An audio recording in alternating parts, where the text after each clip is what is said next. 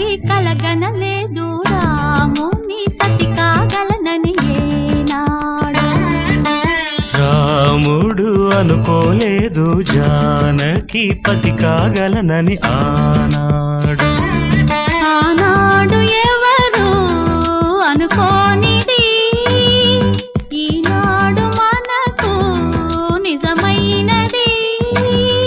ఆ రామాయణం మన జీవన పారాయణం. రాముడు అనుకోలేదు జానకి పతి కాగలనని ఆనాడు.